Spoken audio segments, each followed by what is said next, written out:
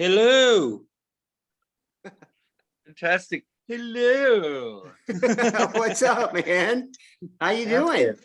Rock and roll. Where you guys at? Charleston, South Carolina. Charleston, South Carolina. I'm in Burbank, Los Angeles, California. Oh, you're big timing us. I see.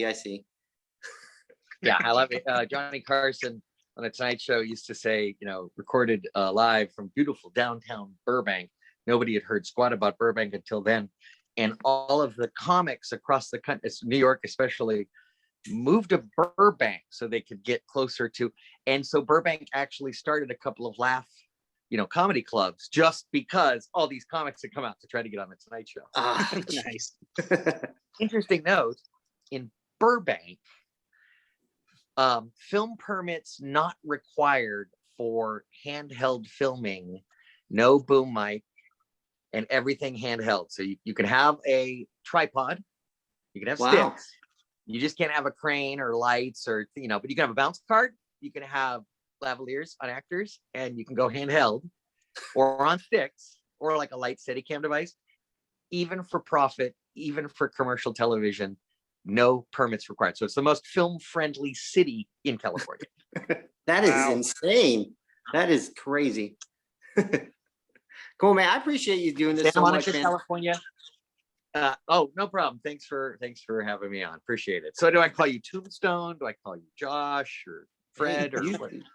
You can call me Josh. That would be perfect.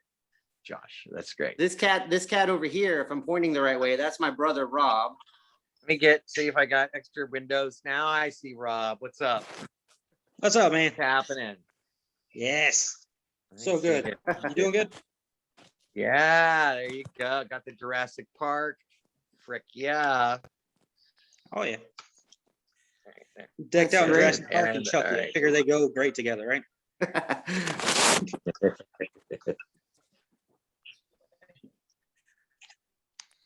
Right. There we go. I'm all set there, and I've lost everybody, and you're gone. Okay, cool. You're back.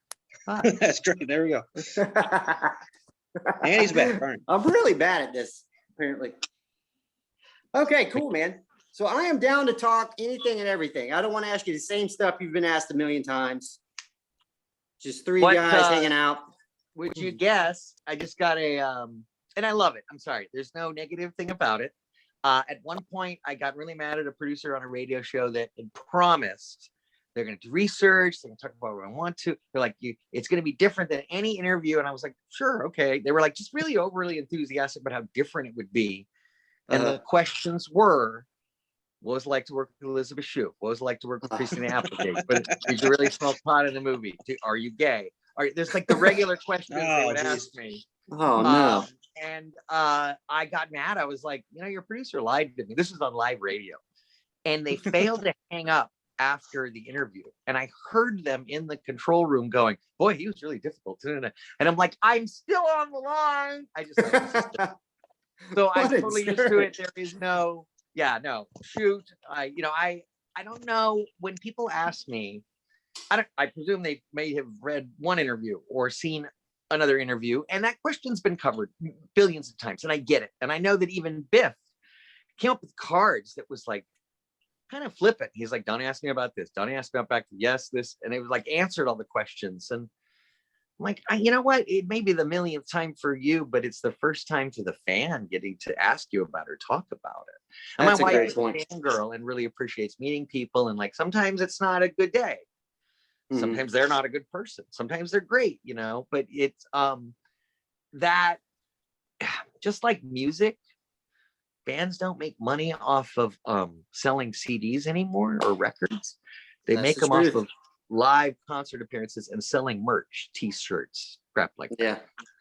So the fan conventions, the personal experience, appearances, Q&As for a movie or double Mahonic. I'm going to do Mahonic drive-in. Those, I think, experiences are for certain fans, especially any genre or cult. If you're into screwball comedies or horror or whatever, that's the jam, man. That's seeing the Beatles in concert. I mean, for me, like we got to see, was it Some Kind of Wonderful?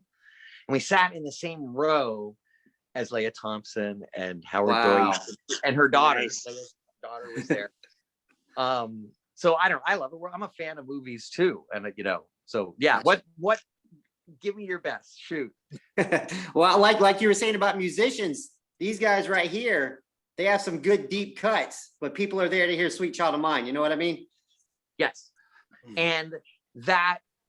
Okay, so when GNR did the Coliseum show, and they had Skid Row and Living Color, and then them, and then they did another show where it was the Stones and GNR. But when GNR did the first run, I think it was the second, it was with Steel Wheels Tour. They did songs off of something they hadn't released yet, and they were playing 3 cuts from User Illusion 1 and 2. We didn't know, but they were playing Don't Cry. I think they played either Estranged or Civil War, and then they played what's the big hit off of? Was it You Could Be Mine or November Rain? November Rain. So I was definitely November Rain, because I remember the piano, and I remember I've studied piano, since I was like 8. And I was like, what he's playing, you learned by the time you were 9 or 10, like basic major chords and the circle of fifths. I'm like, it's not original, but it's Axl on a piano, and he, produced it himself. And so I bought both. I bought vinyl, both, the yellow and the blue on the day that they came out. And went with the friend of mine that turned me on to metal through Nothing Else Matters. And one song, and I go, that's heavy metal. That they're like, that's Metallica. And I'm like, I guess I'm a fan of heavy metal. And I, bell tolls, and I'm like, well, I'm done, because this is great music. Yeah. So Gunners and cassette and CD, and I bought all of that. Funny, when CDs first came out, people are buying past masters of the Beatles and Aerosmith, and then also, new Paul Simon and Edie Brickell and New Bohemians. It was very weird. That's cool, man. Because people had to start refreshing their back catalog of vinyl, going, oh my God, the fidelity, the audio fidelity is so much better with CD. That's funny. I'm one of the last of the analog babies, born in 1970. So I dialed a phone, I played records, I actually switched the channel on the TV. That's the good news. Vinyls are coming back now all of a sudden. Now the CDs are going away. Vinyls are coming back like it's a treasure. Huge coming back. And there's a real cult niche. Of course, I'm going to plug away for something of mine, or tangentially I'm involved in, for original soundtracks, OSTs on vinyl of films. Hopefully ones that were either never released or were limited release, or, no longer in print. So I got approached to help and just sign off on, really, the Don't Tell Mom the Babysitter's Dead. They did the LP for that. I actually went out to the house from the movie and let people know there was this beautiful vinyl. Let me just grab a copy for you, because you guys like vinyl. This guy's so cool. He's the best. Yeah. So there are 3 variants. Here's the Don't Tell Mom on vinyl. Oh, beautiful. On the back, and it's Mama Celeste face up and Mama Celeste face down for the side A and side B. Open up to the beautiful babysitter art, and inside, which is dirt, earth and dirt, it looks like, that says "Nice Old Lady" inside, "Died of Natural Causes." You got your clown dog wrapped LP that also has the Mama Celeste. This is I'm right on top of that rose red. No way. Yeah.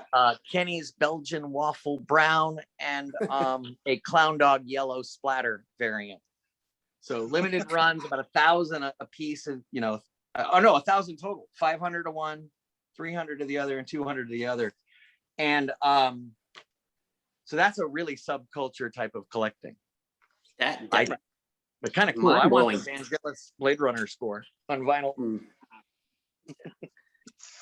That was one of the fun things going back through and checking out some of your flicks as a rewatch, is the soundtracks back in the day were just so good. Some of the stuff would just pop in your ear, and you just, oh yes, I remember that. I love that. I got lucky.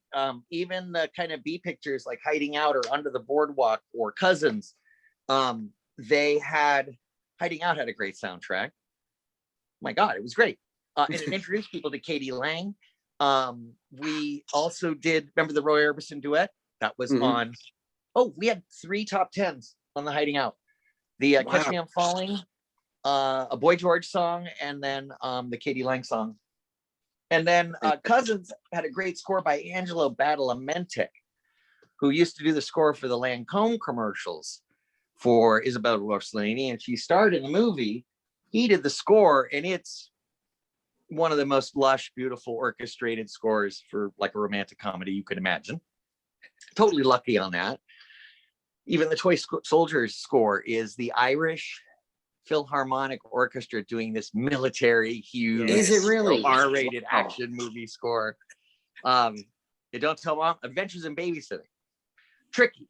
Only recently did they press a soundtrack that had 3 Robert Kraft tunes. So it had like Expressway to Your Love by Southside Johnny and the Jukes. It had Adventures in, the Babysitting Blues, and it had I See the Future in Your Eyes, which also was a Southside Johnny and the Jukes song. And then it has some of the Michael Kamen score and a few like Just Can't Stop, 10 Miles to Go, a few of the classic blues. They couldn't get all of the artists because they were from too many disparate labels. And that was the reason there was never an official Adventures in Babysitting soundtrack. But there's a good one that has 5 or 6 of the songs and then some of the scoring.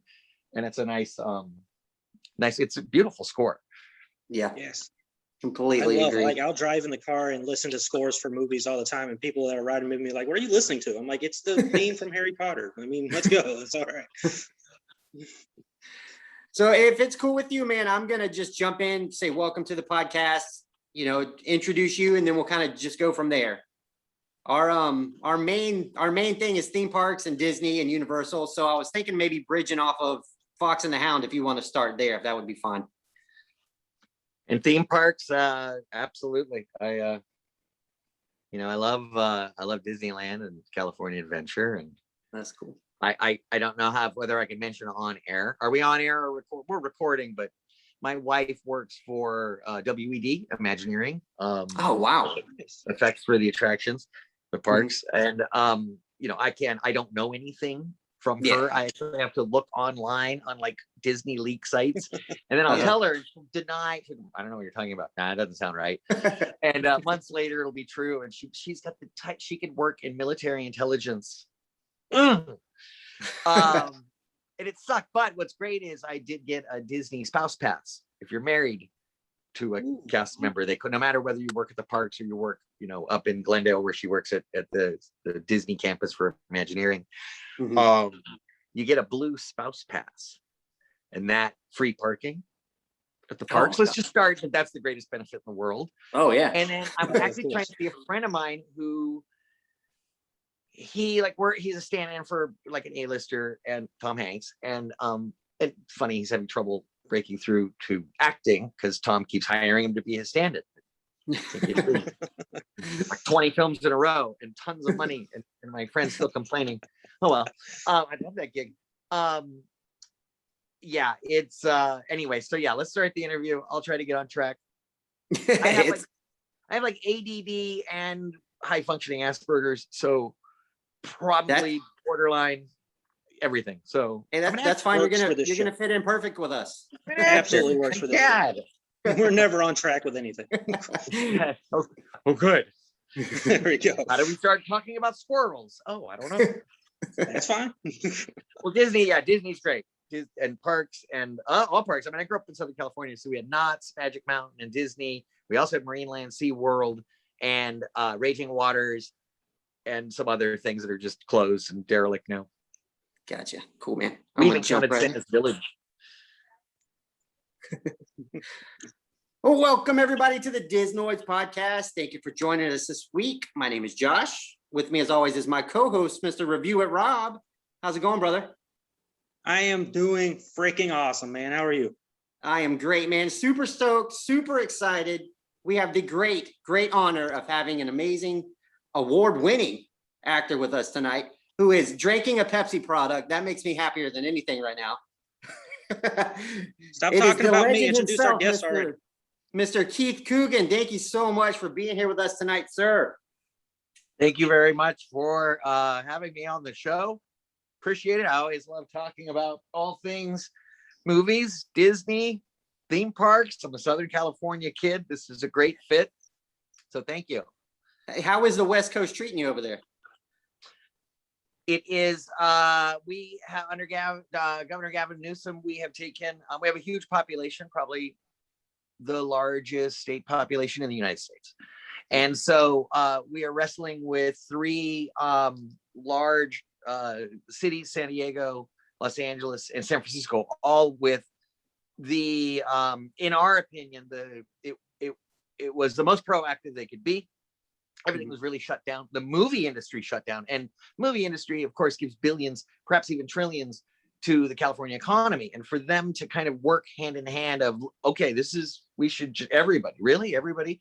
Now, they did say that media is one of the 10 industries, just like medicine or transportation, law enforcement, construction, food. So that was deemed essential. And of course, media, they mean that to say maybe news gathering, news dissemination and sharing, very important in times of a worldwide pandemic. Obviously, we're under emergency declarations here and there and everywhere. But it also, if Screen Actors Guild could find a way to keep their actors and all the crews are usually members of sister unions, IATSE, et cetera, Directors Guild, that if we could find a way to responsibly, like Walmart figured out a way to responsibly keep the stores open. So the television industry, motion picture industry, the unions had a program called the Safe Way Forward. And it was really a spearhead. It was the first really comprehensive plan to tackle it, create accountability, temperature checks, 3 zones, daily testing. It was, an extra cost. It really only heavily affected medium budget projects, very low budget with just a few casting crew, absorbing a few extra $100 a day for testing. You can do it. And that medium zone is tough, but if you have millions and millions of dollars to spend, you're like, I could test every caterers to test it. Everybody's tested. So it's interesting. We saw commercials, because don't forget, commercials are what keeps the lights on television. True story. Commercial television. For those that still have, ABC, NBC, CBS, and your Fox affiliates, and you want to have that. I think that's the reason why people haven't cut the cord. Right. People are like, well, can you watch your shows on Netflix or on Hulu or on this? And people are like, yeah, but. So now I saw the first friend of my kind of generation who cut the cord and saved $180 on his cable bill. So that's interesting. That dynamic is changing and happening right now. I will never stay on track. I'll never stay on track. So help me stay on track. It's no problem, man. That's no problem. I'm glad, go ahead, Jack. Yeah, it makes sense because we had the Super Bowl during the pandemic, and you saw all the people still spending tons of money on commercials for the Super Bowl. Like you got to keep everything going. Commercials are the bread and butter. So we get free television. It's paid for by advertisers. Shows have sponsors. It used to be called the Texaco Theater or the Dove soap operas, because they were named after the soap products that they wanted to advertise to women that were home doing housework while their men were off at work on Mad Men. It's so funny, and it seems trite and stereotypical, and but it's just the truth. This is how kind of the way things work. So a news program, a network, which is a great satire, but unfortunately people don't understand it's a satire because everything in it was filmed in the 70s, so everything in it came true. And so now you watch it and you go, where's the comedy? I don't understand. You have to remember how things used to be. News used to be a loss leader for networks. They would spend money producing the news, but not expect to make money on it. It's very interesting, because that then separated them from having to take money from sponsors, DuPont, Nabisco, Coca-Cola, Pepsi-Cola, and then have to do news reports on safety, efficacy, consumer rights. How do you balance a corporate need versus the public's need for information? So you see a shift in network, shot up a flare and warned everybody. So if you haven't watched it or you haven't watched it recently, watch network. especially for an Academy Award-winning performance by Ned Beatty in one scene where he talks about somebody who bucked the system, Norman Beale, a newscaster who dared to tell the truth on the news one night. And it spawns a whole Faye Dunaway, another Academy Award-winning performance. Actually, Network was one of those that kind of swept everything. It's considered the perfect screenplay by Patty Chayefsky. It is shot for shot. What you read in the script is on film, and it is beautifully cast, beautifully shot, and contemporary. Strangely enough, yes, it looks and feels like a 70s movie, but the ideas and the concepts in it are so important today. So anyway, news keeps the lights on. Media is okay. Well, we're also shooting everything we can now. And then once SAG figured out a way forward to shoot teen dramas and, you know, reality shows and be responsible, Hollywood tried to gear up as much as they can. Gotcha. It's good. And also, not everything shot in Hollywood. There's lots shot in Atlanta, Georgia, Vancouver, Quebec. They've been doing some stuff here in South Carolina, North Carolina as well, I've noticed. Yeah. What's the coastal city? Not Shreveport. No, Savannah. Savannah, Georgia's got a lot of big. It's a beautiful town. And New Orleans, as we know, New Orleans also popular, where we shot James Silent Bob reboot. plugging away, constantly plugging away. Well, it's kind of good. I think things are starting to get a tiny bit back to normal. I think Disneyland just reopened over there. Maybe am I a little early on that? Is it open yet? No, it has. It's opening, and reservations went out, and it's going to be at 15% capacity. So there will be no fast passing. There will be no need for it. Actually, they said everything will be reservation only. So meals, all that stuff, you will just kind of go on the app and make reservations for all that. So I think that's a way for them to manage the flow of the park. One of Disney's greatest achievements in building the most magical place on earth is how seamlessly they take care of the banal and then also dust it with stardust. So, you know, Walt's idea of trash cans, he watched somebody eat a hot dog and there were no trash cans around. And he said he took 30 steps and then dropped the trash because he couldn't find a trash can. So Walt said, put a trash can every 30 steps. There you go. I've worked at most of the theme parks. I worked at Universal Studios, Hollywood, in admissions. Thank you for coming to Universal Studios. Welcome. It's a hot day. I suggest Waterworld. Try the new Fast and Furious ride.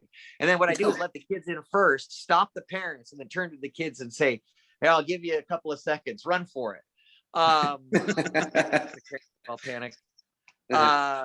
I got down on my knee for every single child that entered the park, and I handed him a map. And I got down on my knee and I said to her or him, I said, you're in charge today.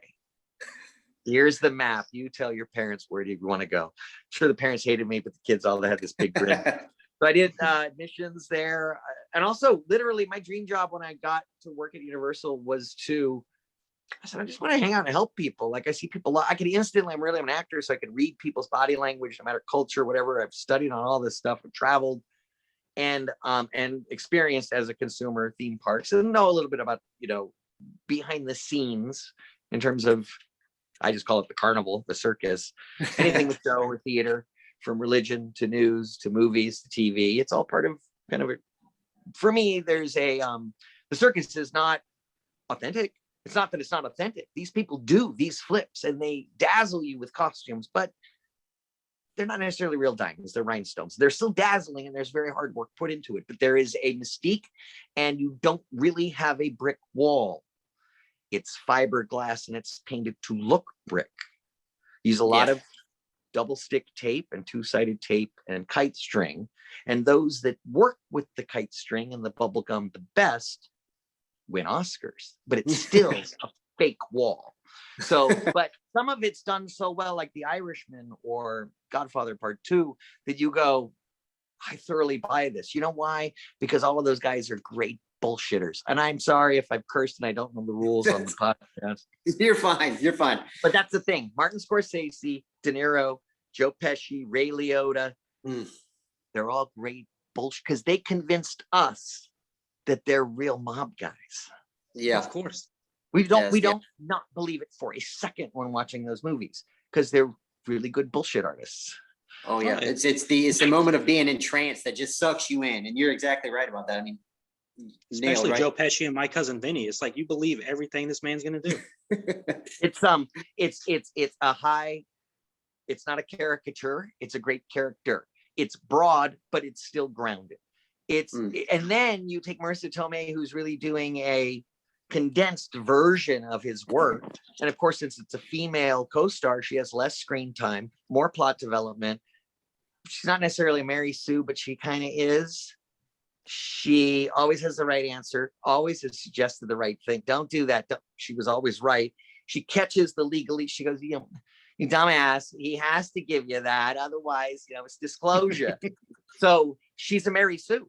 But she has one fatal flaw, that pride and her stubbornness with working with, Vinny. But she's like, no, that is a positronic traction. That's not, come on. That is, of course, one of the greatest Academy Award winning performances. And it's not Sophie's choice. That's what's great about the fact that the Academy recognized her performance, was that even though it was on the broader end of comedy, it still had enough truth to go, now that's good work. Absolutely. There's a lawyer that breaks apart movies and TV shows and real court trials and lawyers them and goes through the real law. And he goes, My Cousin Vinny is a favorite of attorneys, and that attorneys talk about it, quote it, and actually watch it. Like they hold parties to watch My Cousin Vinny. It's their favorite movie. Any lawyer you ask, My Cousin Vinny, because it's actually pretty legally accurate. Yeah, it's interesting because I've watched most of those movies. Like growing up, I had My Cousin Vinny, and I want to say Liar Liar was not too far away from it. So watching those two movies, I'm like, I kind of want to be a lawyer when I grow up. I had From the Hip with Bender and Legal Eagles and some not really good law ones. But then I also had The Verdict and what was the 12 Angry Men, of course, but that was more classic. I'm such a cinephile, and sadly I will never see every movie, and I haven't seen every movie, and there's still tons of westerns and samurai movies and things that I haven't seen. I broke down and finally saw Treasure of Sierra Madre maybe 15 years ago, and it saddens me that there are thousands of films that I will never see that are just as good. And so I do rely on the internet and my friends, to recommend, because that's the only way we'll get through. I worked at a video store. My first real life job at 18 was at Point Doom Video in Malibu. And loved it. Just, absolutely love it. To be like, just that's crap. No, don't rent that. Did you check out the last Blockbuster documentary that came out?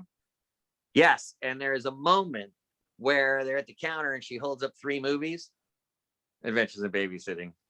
And then you do an insert on it. And I was through the moon, and half of the cast in there are friends or people I know. And, that is a great documentary.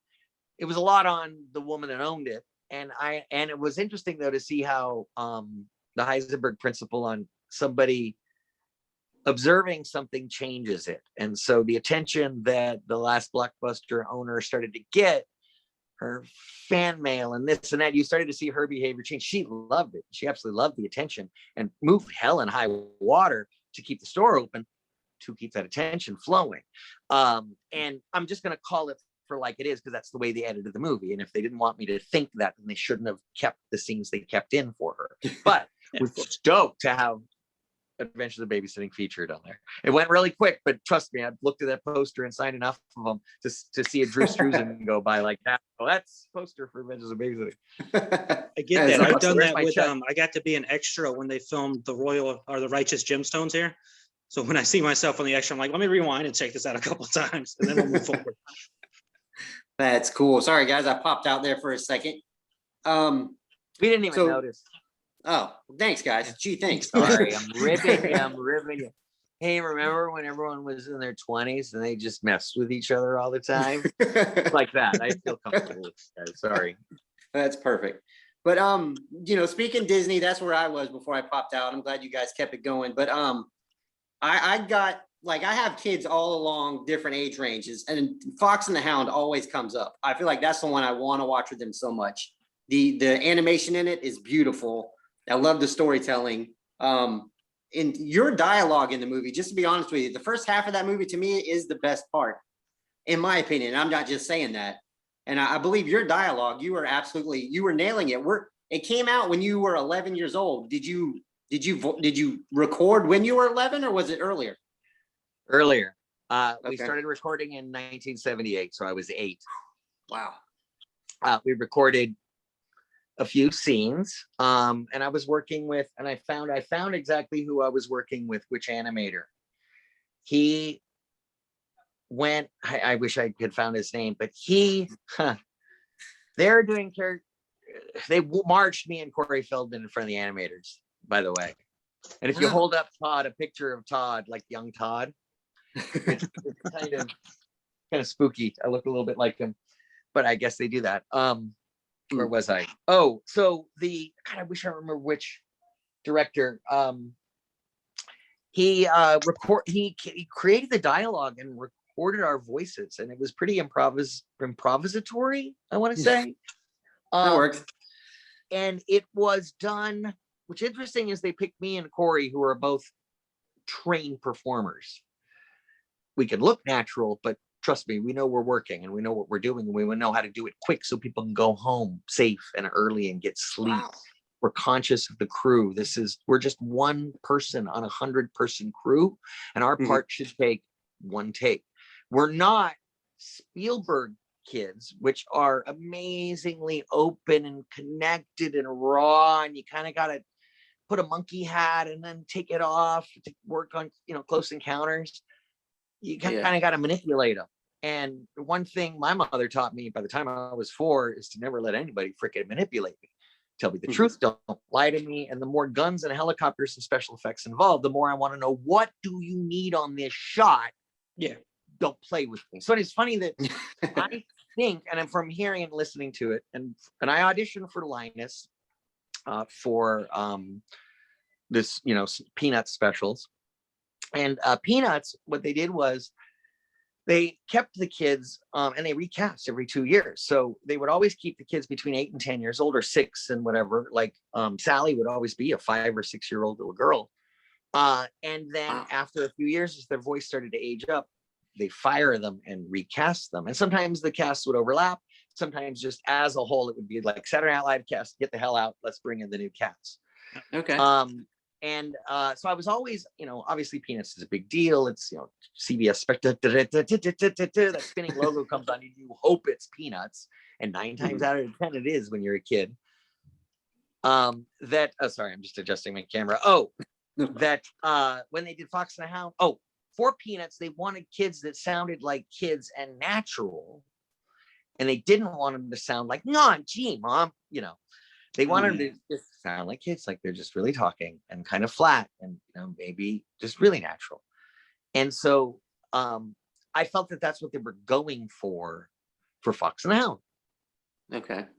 Because the way we recorded it, we were very active and kind of moving around, and I felt more like recording a documentary recording, like a Nick Park animated, like Creature Comforts was actually recorded in a train station or a bus station with the PA announcements and interviewing people. And then later he hand claymation animated over documentary interview footage.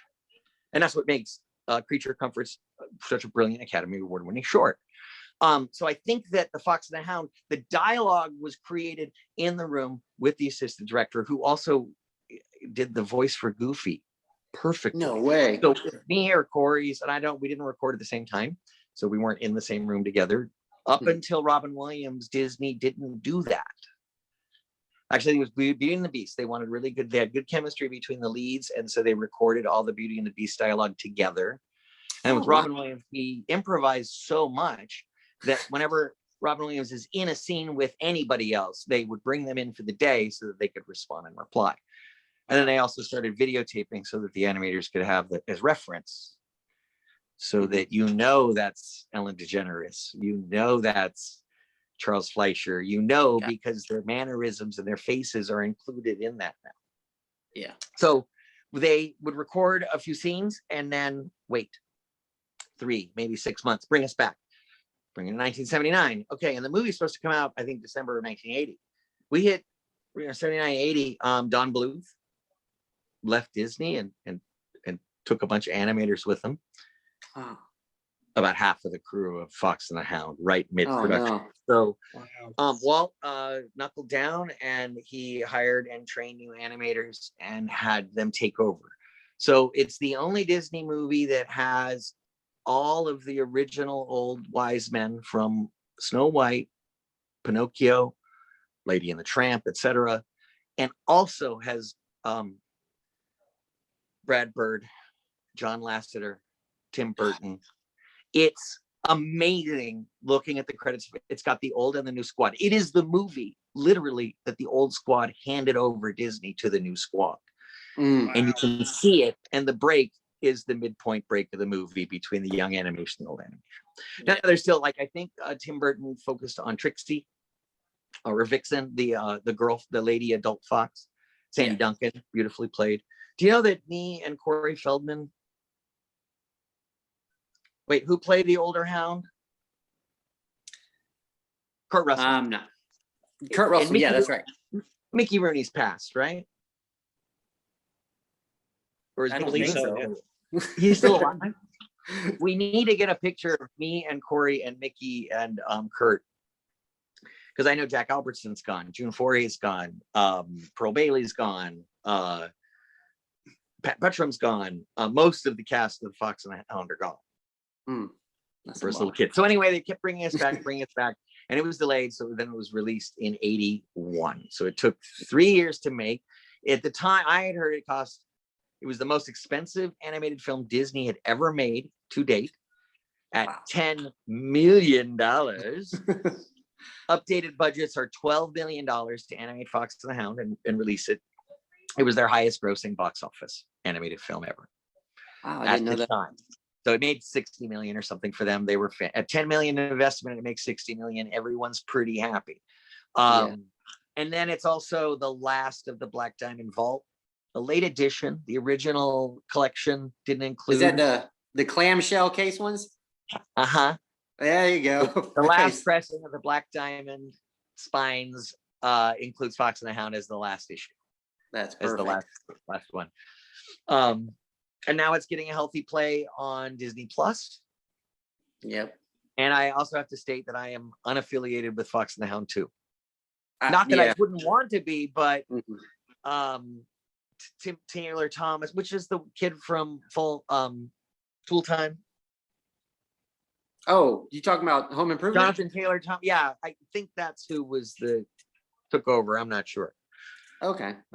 I think I heard in an interview one time, even though that movie did do so well, your family didn't consider that your first big break, maybe?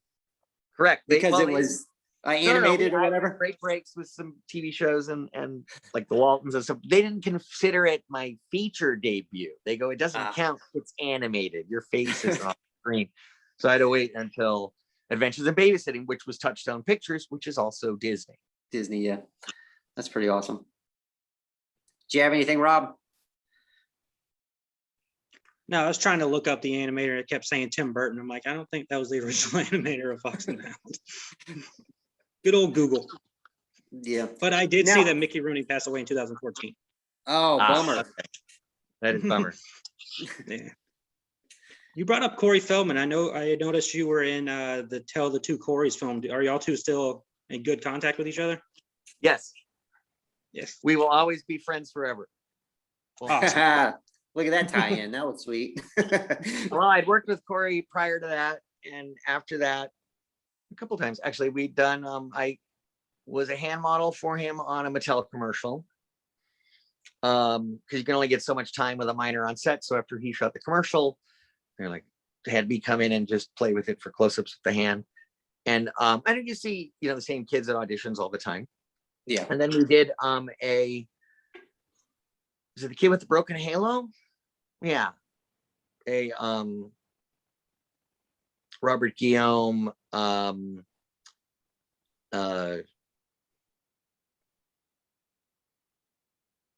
Arnold from God. What you talking about, Willis? Now I'm going to blank on his name. Oh, now you've thrown that blank to me. Thank you. You're welcome. Is it Gary Coleman? That's it, Gary Coleman. So There you go. Gary Coleman did those like movies of the week. So this one was the kid with the broken halo, and he like came down to like save families and stuff. And then we did the Oscars together. We did there was a musical number in the 1988 Oscars with me and Corey and Christian Slater. Oh my goodness. Patrick Dempsey, Blair Underwood, Tracy Christine Nelson, Jolie and Tricia Lee Fisher, Savion Glover. God, I'm leaving out a billion people, but I think there were Ricky Lake. It was there's a great clip of it on YouTube. And then we did Taylor to Corey's, and then I also took part in the documentary, the Rape of Two Corey's. Okay. The all the names you're just dropping just there reminded me of a question I did have for you.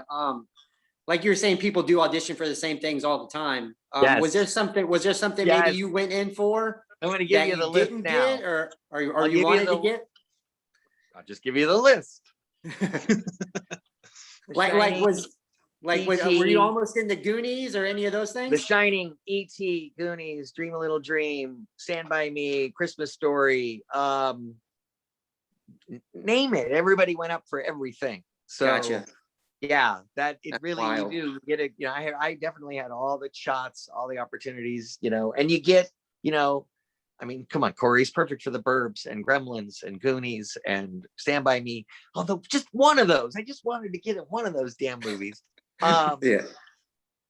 But me and Anthony and Maya and Elizabeth, we have Adventures of Babysitting. So that you can take that away from us. Well, you could. Oh, by the way, the remake, they did do a remake of Adventures of Babysitting for the Disney Channel, rated G, because we have a lot of bad language in the original Adventures of Babysitting, even when covered for television. You just have to remove whole scenes in some cases, and it definitely some innuendo in there too. Yeah, so to reach a broader audience, the head of programming at Disney Channel Original Movies made their 100th Disney Channel Original Movie a refresher of Adventures of Babysitting, this time with 2 babysitters,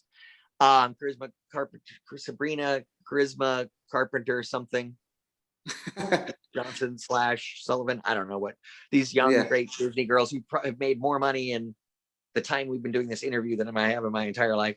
They're hardworking. They're really hardworking and they actually have talent, so I give it to them. But I reached out before I hear you're doing the thing, and they're like, it's Canada, we have no money for flying anybody out, nobody's in it, no cameos, and I'm like, oh well, that's the thing. But they were not necessarily connecting the 2 universes because the Andersons, and I was like, oh, it's a girl Anderson, but it's not Sarah Anderson, so it's the girl Anderson, she's got to be married to Brad. And in walked another guy, and it wasn't Brad. And I was like, all right, so it's different. I gotcha. Yeah, that's weird. And no, there's a lot of intellectual property reasons why that happens, and you want to keep those kind of things separate. So, I mean, it's no Zombie. I don't know if anyone's seen just Zombie, and it was a recut movie out of a bunch of public domain or like B-roll footage. No way. Then re-edited, and it's a Italian or spaghetti zombie picture. So it was made in Italy with a Tower of Babel cast, all speaking whatever language they spoke, and then dubbed into English to be released here. And it's crazy. Zombie or Zombie 2? I think it's just called Zombie. And it does the whole movie, and at the very end, the guy wakes up and it's the beginning of the movie again. And I almost tore the screen apart when I saw it at the New Beverly Cinema. I love B movies. I think it's so hard to make a movie that even if it's bad, even if it's trauma bad. I was lucky to work for every studio, from New World, Roger Corman's company, to Paramount, Disney, Universal, Warner Brothers, Yeah. and Sony. So I also worked at Disney, shipping and receiving. That was interesting. Oh, interesting. Can't talk about that at all. But I learned how to work the pallet jack. That was nice. And then also, then Sony. For several years, actually, I've been a tour guide at Sony, which is fantastic because my grandfather had a contract at MGM. So I'm walking around the very lot. As a matter of fact, on the old lot 2, which is now, homes and streets and a retirement community, there's a Coogan circle named after him because of the movies he did at MGM 100 years ago. And to be able to give my own tours, I've worked on the lot. I'm like, oh, I shot Super Train there and Joan of Arcadia there. And it's very exactly perfect because I love talking about Hollywood, the history of Hollywood. I'm a little morbid and I like the darker tales. Yeah, you will hear about all the murders and the suicides and the, that kind of stuff. Oh, geez. Kind of sad. But that's Hollywood. Is it true that you tried out for Brian? For which? Is it true that you tried out for Brian in the Don't Tell Mom the Babysitter's Dead? Yeah, originally I was up for Brian the Clown Dog Boy. And today, artists and young artists are taught about branding, where they go, what are you? Are you a nerd, a jock? What's your brand? And so, but back in the 70s and 80s, when I was trying to develop my career, and my family that had 4 generations of experience said that it was called being pigeonholed and being typecast. They were negative. So you didn't want to do the same type of roles, parts, or movies over and over again, or back to back. And so when Don't Tell Mom My Babysitter Did came up, and it was a kind of a nerdy guy that was in love with the babysitter, and I went, you know what? I did the Adventures in Babysitting where I was kind of a nerdy guy in love with the babysitter. Yeah. What's this 15-year-old stoner guns and metal guy that turns into a gourmet chef? I like that part. My agent said, you're too old, because I was 19 or 20 at the time. And I didn't take it lying down. I went in and read for Brian the Clown Dog Boy, and I asked the casting director if I could show her something in a few minutes. Can I come back and show you something? And she said, sure, Keith. And I went in the car and changed into the $15 wig I bought at Burbank Hair and Makeup, torn jeans, little skull vest that Chris Young, who's classic genre actor, PCU, Max Headroom, Great Outdoors. He helped dress me for my Kenny audition. And I basically walked back in there, kicked the door in. Who's in charge? Let's do this. Blacked out, completely was in character, 100%. Wow. And came out of it, and the casting director goes, okay, Keith, go ahead and pull your wig off. And I pulled it off, and producers were kind of like, this is Keith. And they didn't quite catch that it was the same guy that had just come in a few minutes before. Jeez. And I got the call a few days later that I was booked on it. And that was, they had great faith in me. They invested in 2 $3,000 a piece handmade, hand-laced wigs. And I'm getting the life cast and the wigs made here in Burbank. Wigs by Ziggy, a legendary old school Hollywood guy. And it's Warner Brothers, stable. And we probably, you could throw a rock and you could hit Warner Brothers. So I'm getting it done, and I look up on the wall and I see a picture of my grandfather. I go, why do you have a picture of Jackie Coogan on the wall? And he goes, oh, in the 60s, his PR people wanted him to wear a toupee for public appearances. So I made your grandfather's toupees. The same guy that made my grandfather's toupees made Kenny's wig for Don't Tell My Babysitter's Dead. We had an A wig and a B wig. They're hand lace, and the lace disappears when you put the adhesive on.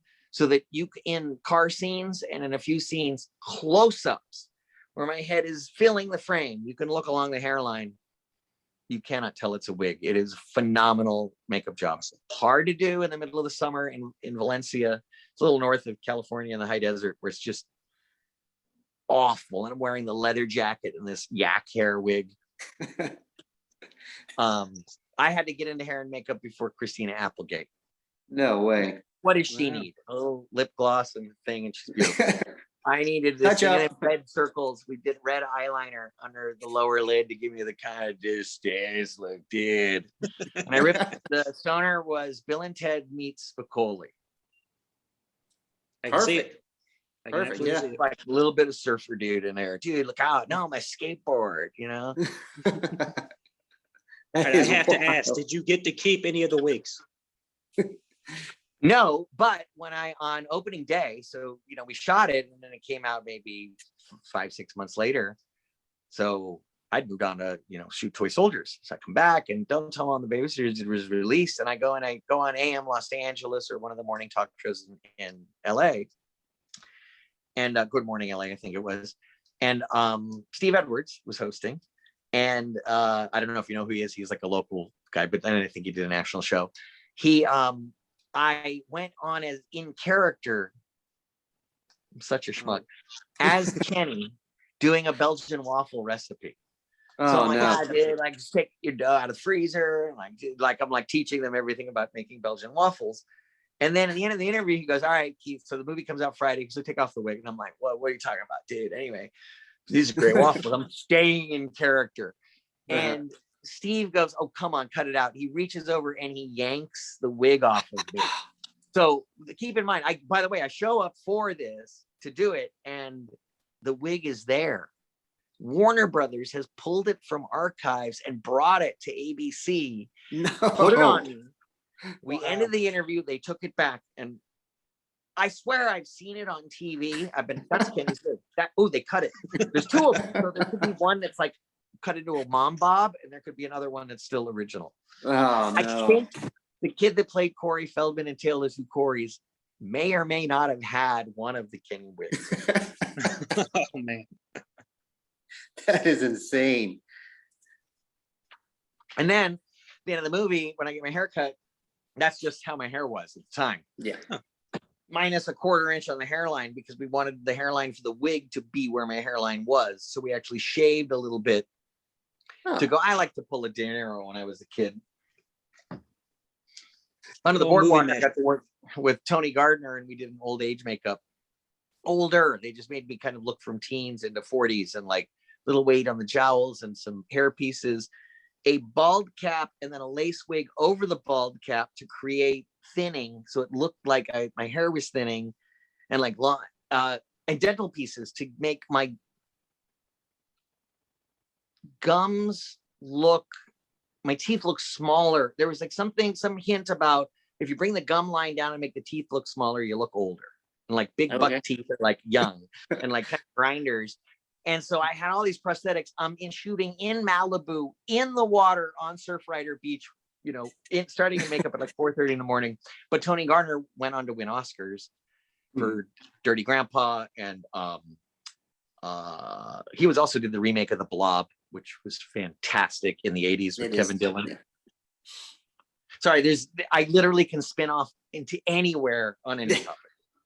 No, that works out perfect. We I know my brother right here hadn't seen Toy Soldiers, so we watched that, you know, just as a prep for getting to talk to you.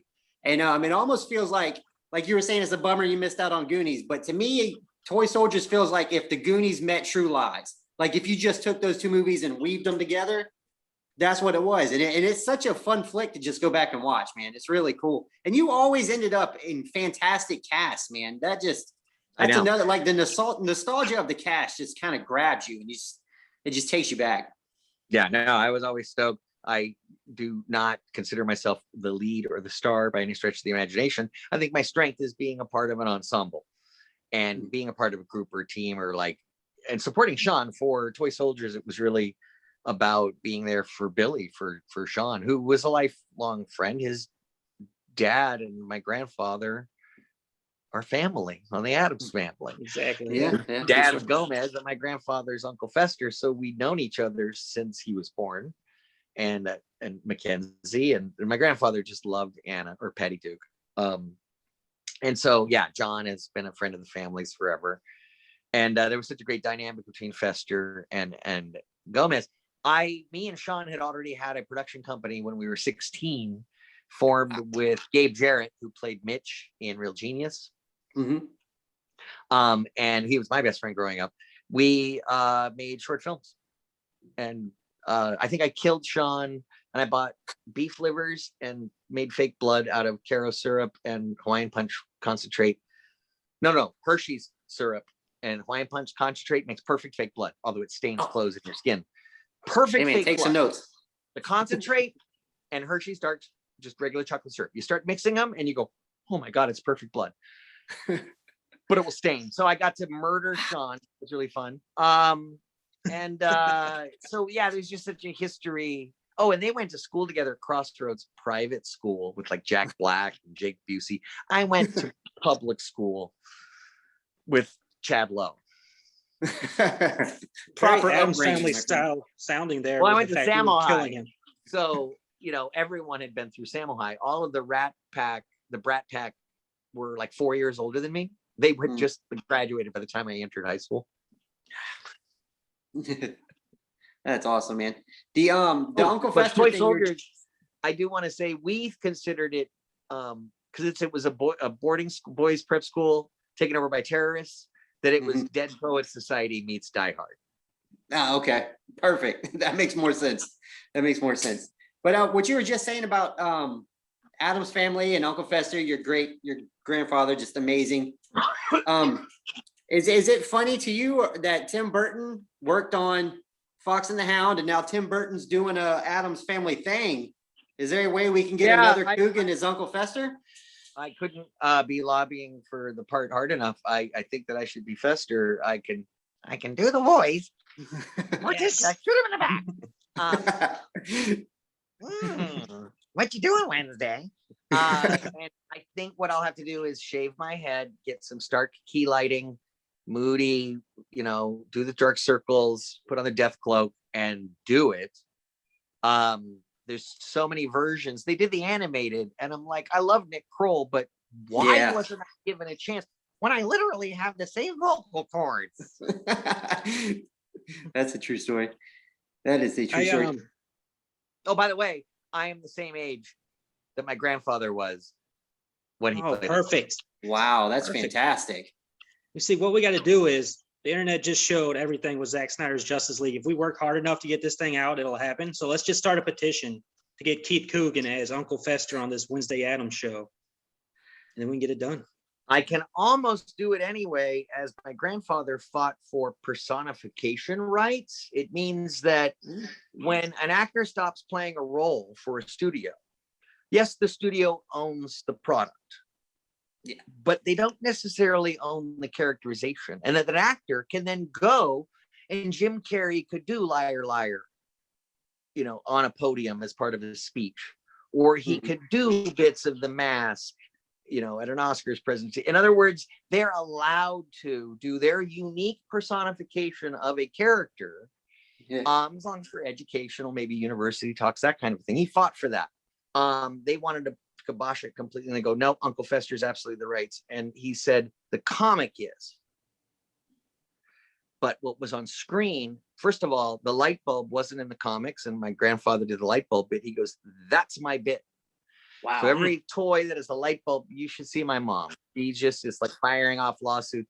She was got to do the licensing for the biggest selling slot machine in Vegas in gaming, which was the Addams Family slot machine. And it had, Uncle Fester's up and posts around it with the light bulbs going on, and she got to approve the carving of it. And so there's like a lot of, like, California has the strongest actors likeness and name rights. You can't promote something and go, coming up, we're going to do, we have dirt on Matt Damon. You can't say that because you're selling something using someone's name without their approval. What you can say is, guess which big star has a movie coming out this Friday? And that's why news reports phrase those kinds of headlines. Gotcha. That's insane. You'll never guess who's due in August. What if you have a special trick up your sleeve? Do you have any of the original robes that your grandpa wore that you can audition in? Yeah, I've got the death cloak. I don't think we have a bulb cap. We may have a light bulb. We've got a thing box. And wow, awesome. I was at Sony and doing tours and cruising through the Goldberg set. One of the Goldberg's crew runs up to me and goes, this week we've got the bed of nails, and it's the one from Addams Family. And I looked and I checked online and I looked and I'm like, I think it is. I think it's there was maybe 2 different ones used in Addams Family, and I think they had a bed of nails there on the Goldbergs, which is really weird because I just love Adam Goldberg and have been on Adventures of Babysitting and Don't Tell Mom have been referenced on Goldbergs and on Schooled. Yep. Schooled was great. Mm-hmm. She comes into the principal's office. She's like, "Hey, I have to tell you, the students, and we have to lobby for this." And he goes, "Oh, I'll call the PTA right now." And he dials the phone and he puts it on speaker and it goes, "Thank you for calling Movie Phone. If you'd like to see Don't Tell Mom that Babysitter's Dead, press 1. I hit the floor. And then eventually Babysitting, they said, "All right, it's movie night. Which one should we watch? True Beverly Hills or Adventures of Babysitting?" And then I also got a poster. And this one I made good money on. They mentioning it, no money. But putting a poster on the wall, that's your face on the wall. That's the thing. I had to sign a release. And so that is neat when that happens. So every time you're watching Goldbergs and you see Christian Slater or Debbie Gibson or whatever, they getting paid. Nice. As well they should. I have to ask before we move away from Addams Family, because I love that show. It's my all-time favorite show.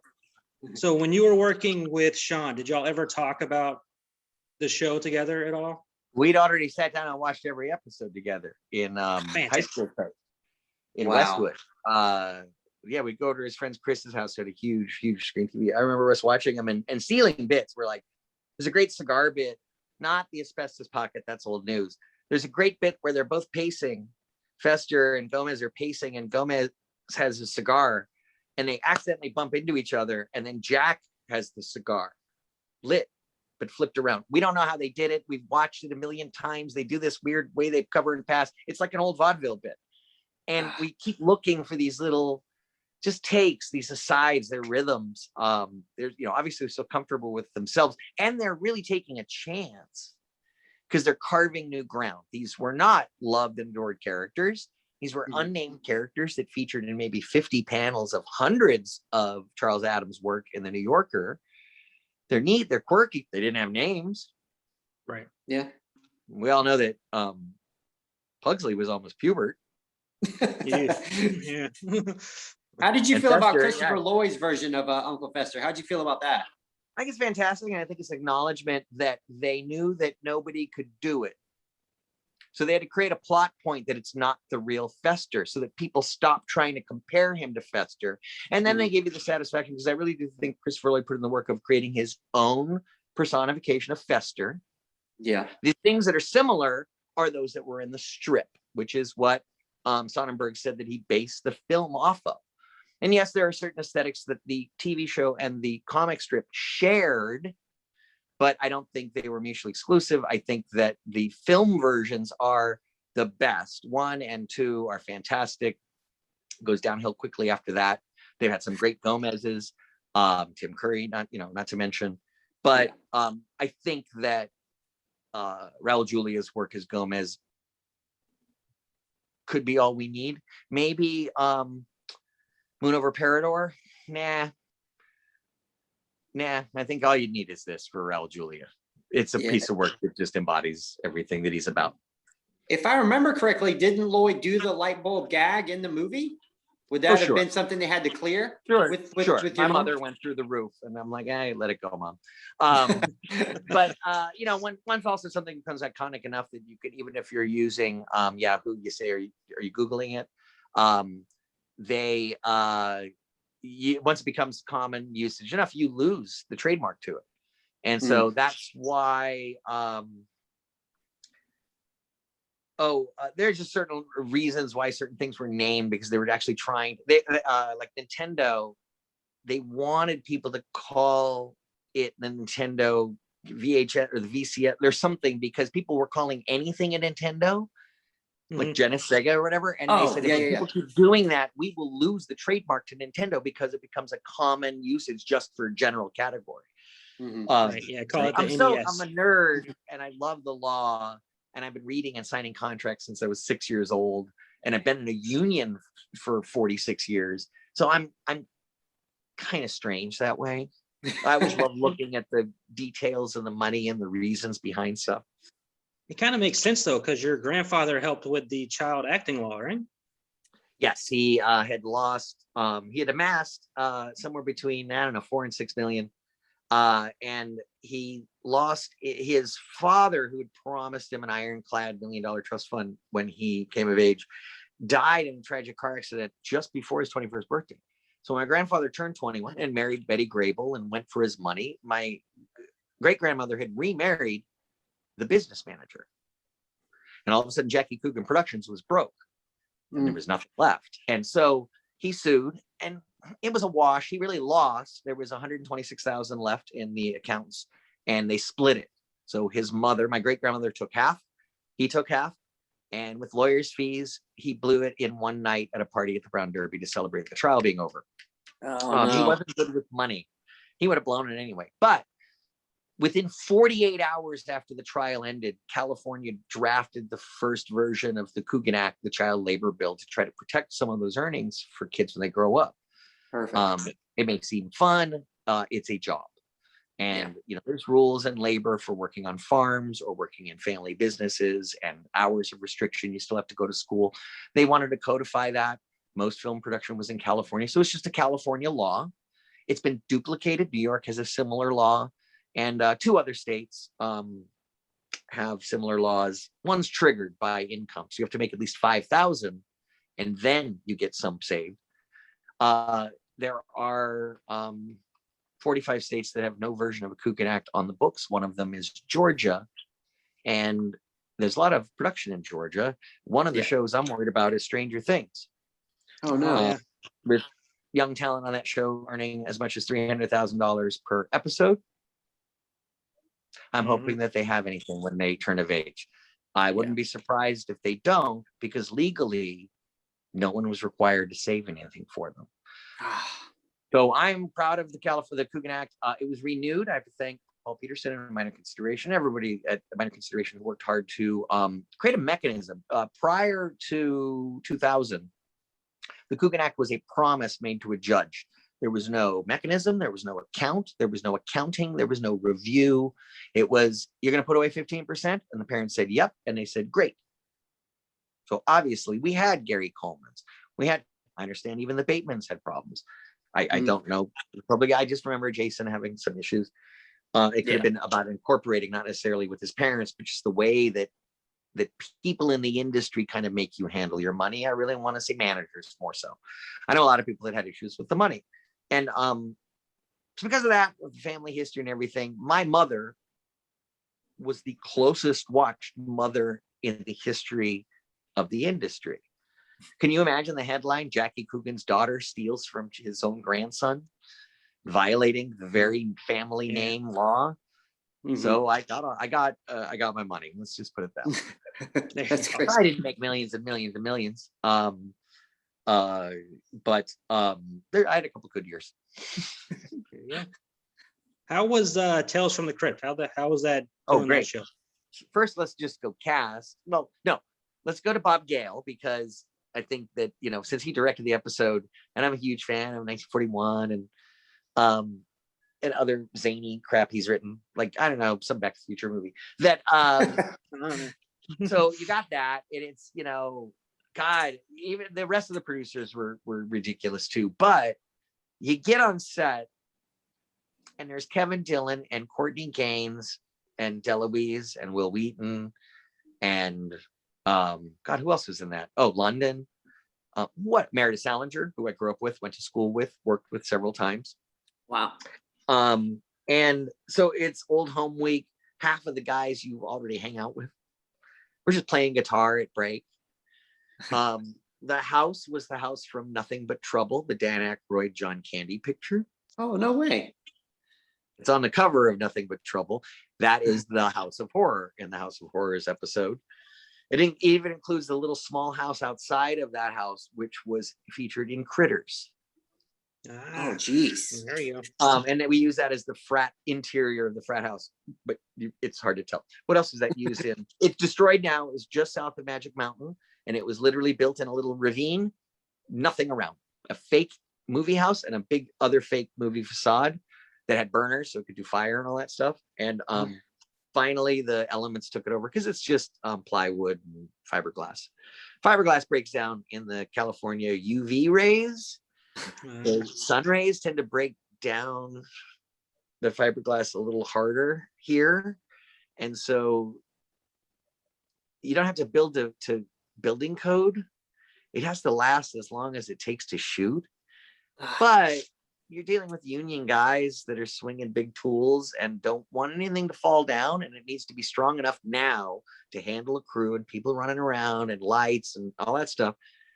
So sometimes temporary movie sets last many years. Wow. Yeah, I think Whoville from Jim Carrey's Grinch was at Universal Hollywood for a while until it broke down. Yeah, they built a home renovation show studio in that spot. Yeah, I home remodel makeover. I can't remember what one, but yeah, they Universal's tough because they've moved Western Town. They've moved the American Housewives Street, which is the Burb Street, which is the Twilight Zone Street, which is the and Twilight Zone was any studio can rent any other studio's back lot. So they do say that the Twilight Zone episodes is mostly the lot, which Lucy used to shoot a lot on, but it's across from Paramount. But bits of Twilight Zone were shot at every single studio in town. They just rented certain things for certain looks. Got it. So we were talking about some of the awesome casts that you were a part of. Was there somebody around in that era that you wanted to work with but didn't get a chance to? Oh, I mean, I always wanted to work with Spielberg, but I kind of figured Chris Columbus was close enough.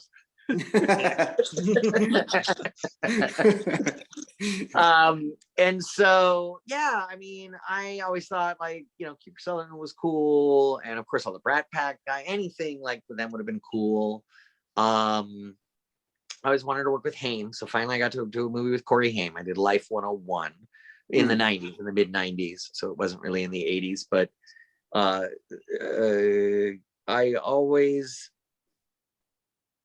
I mean, so many, anyone who I hadn't worked with, really. I mean, yeah, awesome. And I was hardcore, like a De Niro.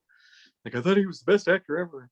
And he's got too many bills. When do we get to see you in the next? When do we get to see you in the next Mission Impossible movie with Tom Cruise just doing ridiculous stunts? Well, you know how they have the masks in Mission Impossible? Yeah. I am in the next Mission Impossible, but I look like Tom Cruise. Awesome. Fantastic. Right, I'm wearing a Tom Cruise mask. That is perfect. Oh, man. so when my career was kind of slow for a minute, I was just doing a couple of TV things, but no real big movies were coming my way. Maybe late 90s, early 2000s.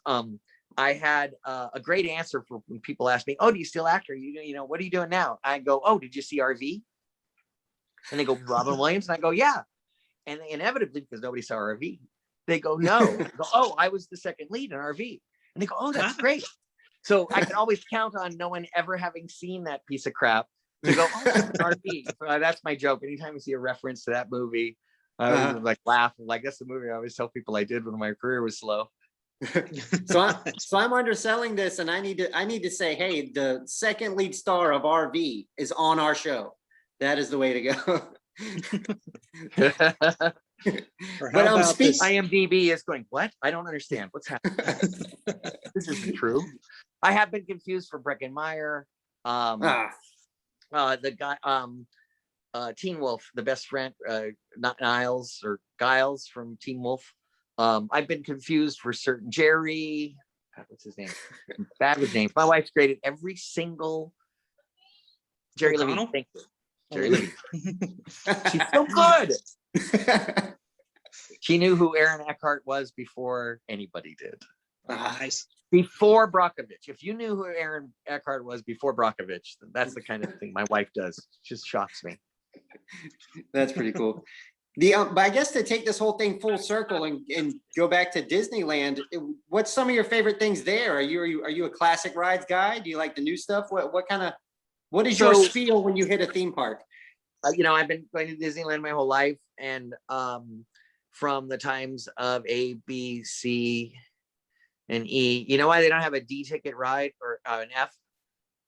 I mean, a D. No, you know why they don't have a D ticket ride? Because it's a negative grade and it sounds like a bad grade in school. So it goes A, B, C, E, and E is for excitement. So yeah, I remember the days where you would go. They'd already torn down the House of Tomorrow, but Monsanto was still subsidizing Journey into Inner Space. So from the early age, that was one, it's free. Your parents don't have to pay for it. Hey mom, I'm going Tomorrowland, Journey Inner Space. I'm going like 2 times. Okay, cool.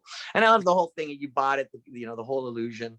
I've always loved the traditionals. I think that I was just young enough, maybe 8, 9, or 10, when Thunder Mountain. And so that was interesting that I was like, I knew this was a classic land with things like, the Matterhorn and Alice in Wonderland. But I knew this was new and so new to everybody. And it was kind of exciting. And Space Mountain.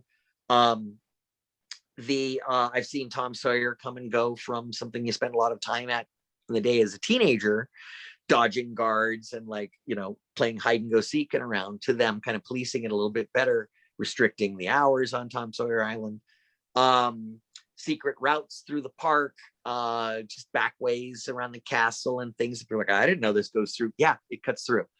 The Mexican food place that's by Big Thunder Mountain. Yeah. And it's right where Doritos were invented. Is it the Peco Bills or whatever?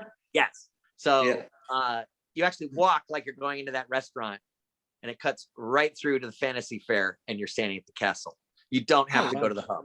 You don't have to go to so I found tons of these little squirrel holes throughout the park. So I'm pretty traditional. We get there and we have it's called obligatory. We have to take our obligatory photo in front of the Mickey flowers in the train station. Okay. You take that first, and then if fast passes are hard tickets, now they're not, but if they were, I don't think we visited since they didn't have them. I would gather I'm the fastest walker in the park because there's no running allowed in Disneyland, but you can walk briskly. And also I've worked at theme parks and I know what attracts the eye of everybody and like guards and things like that. So give me all your tickets so I can go get fast passes we usually pick Space Mountain because that's something, if you get early enough, you can actually get on it and then start to get all that other stuff. So you do that. Usually fast pass Haunted Mansion is the second fast pass, and lunch is in there. Lunch is always at the since Blue Bayou stopped doing Monte Cristo for dinner, I think it's only lunch only or something like that. We love the Monte Cristo there. We found out it's at the Cafe New Orleans all the time. So we usually do Space Mountain, hit something else. You can either do Indy or Jungle Cruise on your way back over while you're getting your fast pass for Haunted Mansion. Then you go get lunch. You sit down. You usually have time to pop on. Thunder Mountain's another good option because a little afternoon, Thunder Mountain starts to get a line. Yeah. They took away single rider Smuggler's Run. That used to be the trick. To get onto Smuggler's Run, just go into single rider and you're on the ride. Now it's laborious and different. Then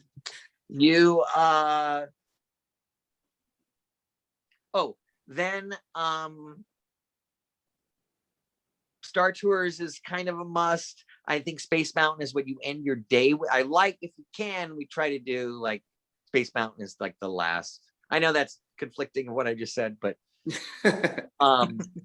what else? We always do Space Mountain, Big Thunder. I like Indiana Jones. My wife doesn't. We don't have that over here on the East Coast. For a while, we love Storybook Land and Big Casey Jr. Okay. But it's just a moment. It's a rest. You got the miniatures. It's cool. It's just a nice little area. And Small World had the great updates where they added Disney themed characters into each perspective land, and it's fun to try to spot them. We haven't been able to catch all 29 or whatever, but we've caught like 26. Nice. So yeah, for Richard, they do this. They layer. Disneyland's all about layering over the old and the new, and creating new reasons to kind of go and look. I haven't found every hidden Disney in Disneyland. We did Toontown recently, and it's kind of depressing with no Roger Rabbit, and Mickey's house was shut down, and like one of the coasters was, and it's just kind of they've given up on it. Galaxy's Edge is phenomenal. It's one of the greatest spots on the planet. Should have been Tatooine, not Jakku, but whatever. That's fine. I don't know why. Yeah, I don't know. Okay. It's okay. It worked. When you see Chewbacca, you really don't give a crap. Oh, it's Chewie! And you don't care that the TIE fighters, the X-Wing fighters blue. It should be orange, whatever, or red. But you don't care that it's Poe's TIE fighter. It's still a freaking, X-Wing is still a freaking X-Wing sitting there. Yeah. And there's nothing like having a stormtrooper go move along, and you're just like, oh God, that's great. Yes. Oh, that's good. I love the Cokes. I think I got my round Coke. I think it's over there somewhere. The little, the thermal detonator Coca-Colas. Yeah, they look really cool, man. They look awesome. Disney has always had, reading not only the Cola Wars. I love everything about. I know you got all freaked when I had a Mountain Dew and it was a Pepsi product. Coca-Cola for me is a brand that has world recognition, and actually it's the first Fortune 500 company to have a foreign national as a CEO. It was a Mexican-born president of Coke, and he came up with New Coke. And get this. Did you know that it was 6 weeks after New Coke that they went and came out with Classic Coke? I didn't know that. Did you know that it wasn't planned? No. He was going to shift entirely on a New Coke. Wow. Heard. Yeah, I know that wasn't a good idea. He listened, he goes, oh, we messed up. Okay. But here's what he did. Now, it was because of Cuba and sugar supplies. They had to switch to high fructose corn syrup so that people don't taste the difference. They took Classic Coke off the market for 6 weeks, had New Coke, which is a new formulation of high fructose corn syrup, but a new, higher sugar content to match Pepsi, because Pepsi was sweeter. That's just the difference. Was Pepsi was sweeter, and a Coke is battery acid, and I preferred Coke. But with diet, I prefer Diet Pepsi over Diet Coke. Anyway, so they actually tooled up and had Classic Coke out, and that wasn't pre-planned. That's kind of amazing for a company, and the way that they structured it and sold it. They didn't sell Coke. They were in the concentrate business, and they didn't do bottling. There is a Coca-Cola bottling company that's separate from Coca-Cola distributors. All of the bottling companies were separately and independently owned, and he sold a gallon's worth of concentrate for a nickel. Wow. And it was a contract that ran for decades. And all they did was sell concentrate to the bottle. They didn't have to worry about bottling, distribution, nothing. And then at one point they go, wait a second, maybe we should own the bottling plants. And they started to buy it, and they started to conglomerate. They started to buy it, and then they put one up in Nairobi, and then they put a bottling plant. They're all around the world. It's amazing. Yeah. And the head of the new president of Coca-Cola, who wrote the Coca-Cola Wars book, he was 50 miles outside of Atlanta. He goes to a mom and pop gas station, and Pepsi. There's no Coca-Cola products. And he goes, wow, we serve, 1 billion servings a year or whatever. He goes, there's still room for growth. And that has been a lesson to me in business, is to see the upside, the opportunity. And he goes, hey, what is it going to take for us to get a barrel in here and some ice? We'll pay for everything. We'll get you signs. Let's get some Coke into your thing. And they said, yes. And so I love the Cola Wars. There's so many great books about the Cola Wars. I have to learn a little bit more about Pepsi. That would be interesting. I learned about their marketing and the push choice of the new generation, using Sidney Crawford, Michael Jackson, to sell Pepsi. Was part of the 80s, recognizing that the youth had disposable income. They changed the FCC regulations on advertising to children. So we had Saturday morning cartoons that were filled with He-Man and whatnot. Choice of the new generation. That was the slogan. Choice of the new generation. Oh, and was was Max Headroom a Coca-Cola guy? I don't know. I just remember that line from Wayne's World where they were pitching Pepsi Cola as the generation. Hey, but Marty McFly is a Pepsi guy. Yeah, Marty McFly is a Pepsi guy though. Yeah, I just pitch it Marty hard because I McFly. work for Pepsi. Yeah, they pushed it in Back to the Future as well, didn't they? In like new Pepsi or the new taste of Pepsi or Pepsi Zero or free or something. Pepsi, KFC, and the worst offender is Toyota because they mention it, they show it, they show the store, they show it's just the Toyota is the worst. And Texaco's in there pretty good. The branding is pretty genius in Back to the Future, I have to say. Yeah, it works. All of it works. And then they do Pizza Hut, the dehumidifier one where they stick to the, like instantly makes it pretty smart. Man, we've talked just about everything here. We've talked advertising, we've talked Disney, we've talked 80s movies. Nostalgia galore is what I'm loving about this. And it's been a whole lot of fun, man. Did you have something, Rob? Well, speaking of nostalgia galore, I think it'd be remiss if we didn't bring this up because this man helped us. The idea of podcasting. You worked with Kevin Smith on Jay and Silent Bob reboot, bringing your character back from freaking "Don't Tell Mom the Babysitter's Dead" from the famous line, and just letting it know how long the history is. How was that? How was it like working with him? Because y'all two could probably just chip back and forth about pop culture left and right. It's great. It's nerve-wracking because there's no net. It was independently financed, and Saban Films helped, Universal helped, but a lot of the funding came from what's the group? Great, now I can't remember it. It was gap financing that was actually paid back. The way that Kevin toured the movie, the way that he opened the movie, the way that he toured with it, he'd had a model from Red State and Tusk that he knew worked. They knew that, hey, I make money just speaking. Yeah. Couldn't I play the movie and then speak after and then charge a premium? It's not $20 a ticket. It's $40 a ticket. Now because of that, that's why his per screen average for Jay and Silent Bob reboot was the highest of the year. It's not because it was playing in 1,000 theaters and packed in every house at $15 a ticket. Right. It's because it played one night in one city, night after night, for 62 straight performances in something like 75 days. They went to Canada. They went all over. They even went overseas. And then he spoke, and they book out and have to do 2 shows instead of 1. And he'd often be speaking until 3 or 4 in the morning. I heard he'd gone late into the end. People are like, yeah, we're staying. So it worked. It's something that has to be scaled, because I would come back in town after being in New Orleans and I'd be like, hey, I'm Kevin Smith movie. Who? Clerks, Jay and Silent Bob, Chasing Amy. Oh, I think I heard it, Chasing Amy.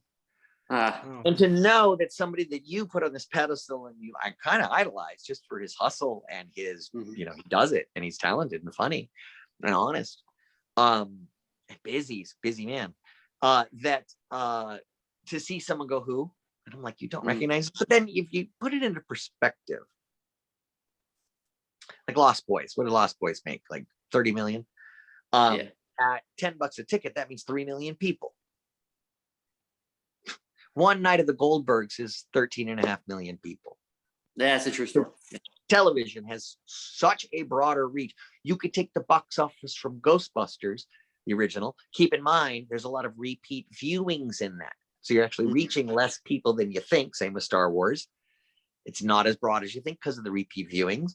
Break it down to $10, $15 a ticket, and you go, oh my God, television is. Now we've got movie actors, movie writers, movie directors doing television on Netflix, Amazon, long form television, long drama. This, like, you got a Nicole Kidman, Hugh Grant one. You got, you've got this great talent working in a new format. Right. Because now you go, is it limited run 3 episodes? Is it 8? Is it 4? Is it, Is it a series that could go on and on and on? Is it Schitt's Creek was a great model of like how they started, ignored, working in Canada on Canadian Broadcasting Company. Few people maybe go, hey, have you heard Schitt's Creek's kind of funny? Finally, it gets sold to Pop TV, hits Netflix, boom, it's the last season, and it wins all of the awards, and then it's over. Yeah. You know, it didn't have time. It was whistling in the dark, brilliantly setting up, you know, something that paid off in a great final season. You love all the characters who hated the beginning of a show. You have to stick with it. But television, it was a disruptor. It came in a disrupted film.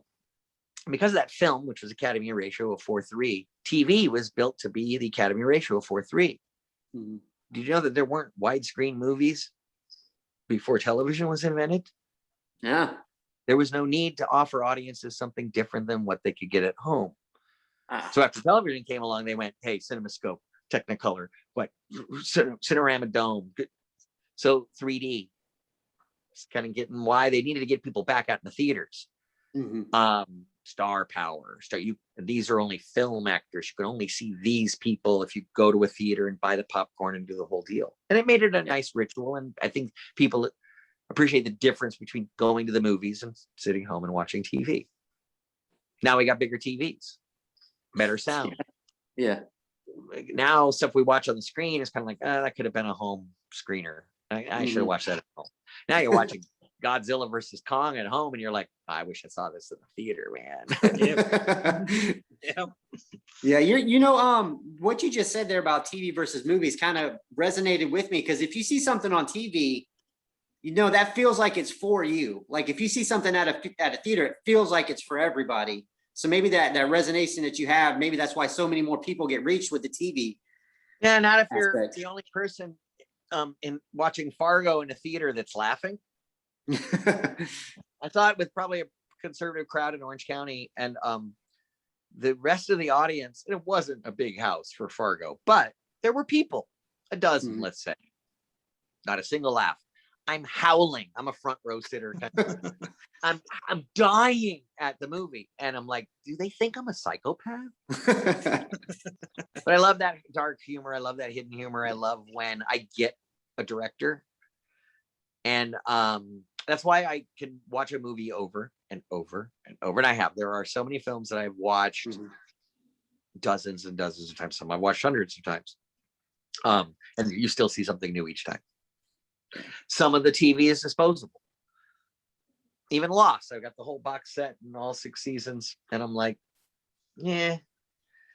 I even have Seinfeld or Friends, and I'm like, yeah, you know, as a whole, it's great and everything, but like a movie, I feel like it's not as kind of spread out. Like the quality is a tincture that's very powerful. Yeah. The series has its moments, and it also has bottle episodes that you're like, eh. So speaking of reboot, you talked about Adventures in Babysitter was remade. We're in the world of remakes now. What film would you like to be remade of yours, and what role would you like to bring back in star?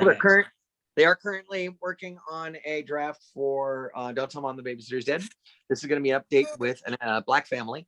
And so I have been in touch with the production and myself and Joanna Cassidy, Danielle Harris. We've all expressed our interest. Like if you want to throw us a bone, if you want to have a drive by, oh, look, it's Rose and Kenny or whatever, we are down and we will do whatever. And they're like, well, we don't want to build it. And I go, no, we don't want to build an elaborate thing. We want like an hour of work. Just trust me. The audiences want to know that you acknowledge the original movie. That's all they want. Yeah. My wife loves in Point Break. They have James LaGrosse, or is it James LaGrosse? And he's not the same character from Point Break, but the fact that an original actor from Point Break is in the new Point Break helps tie it together. Who is it that's in the original? Bo Jesse Bo Jesse. Oh, okay. And who? James LaGrosse. And James LaGrosse. He died in the first one. Oh, he died. That's right. Ooh. Was executive action and the Kurt Russell death the best surprise on-screen death early in a movie ever, or not? Come on. It had to be, yeah. Star billing. He's in all the trailers. We killed him. I don't know. You're a smart fella. You might have pitched this, but Kenny could be a caterer now that they need some point in the movie. Do you think he bakes weed cookies or what? Could be.